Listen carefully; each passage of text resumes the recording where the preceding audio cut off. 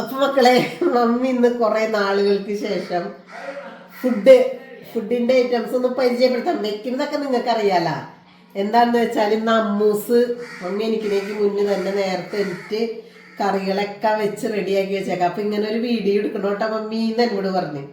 അപ്പൊ വീഡിയോ എന്നിട്ടാന്ന് വെച്ച് കഴിഞ്ഞാൽ നിങ്ങൾ ചോറ് കഴിക്കുമ്പോ കറികൾ ഇട്ട് കാണിച്ചാൽ മതി മമ്മി എന്ന് പറഞ്ഞു. പരിപ്പും തക്കാളിയും എനിക്ക് വേണ്ടതല്ലോ, തേങ്ങ അരച്ച് കറി വെച്ചത് പരിപ്പും തക്കാളി. അത് മമ്മി ഇന്നലെ പറഞ്ഞിട്ടാ, അതാണ് ചെയ്തത്. പിന്നെ അതെ പാവക്ക വറുത്തത്, അത് ഇവര് കഴിക്കില്ല, ഇവർക്ക് വേണ്ട.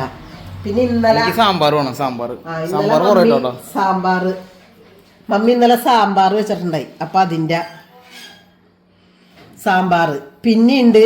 ഈ സാമ്പാറിന്റെ കഷ്ണം പകുതി എടുത്തുള്ളൂ ഞങ്ങൾ. എന്താന്ന് വെച്ചാ കുറെ സാമ്പാർ ആയാ സുഖമില്ലല്ല, അതുകൊണ്ട് സാമ്പാറിന്റെ പകുതി കഷ്ണം ഇവിടെ ഇരിക്കണ്ടായി. അതുകൊണ്ട് അമ്മു കാലത്ത് ഞാൻ പറഞ്ഞിട്ട് അവിയൽ വെച്ച്. എനിക്ക് ഭയങ്കര ഇഷ്ടം അവിയല്, അമ്മൂനും ഇഷ്ടം അവിയല്. അപ്പൊ അവിയൽ വെച്ച്. അവിയല് ആവണുള്ളൂ, ഇവിടെ വിശപ്പായി. അപ്പൊ ഞാൻ നേരത്തെ തിന്ന്. ആടാ എനിക്ക് കറികൾ കണ്ടപ്പോഴേ ഭയങ്കര ഇഷ്ടമായിട്ട് ഞാൻ ഇച്ചിരി ചോറ് എടുത്ത് കഴിച്ചു. അപ്പൊ ഇത് വീഡിയോ എടുക്കണം മമ്മീന്ന് പറഞ്ഞിട്ടുണ്ടായി. എന്നാലും കറികളൊന്നുകൂടി പറയാണ്.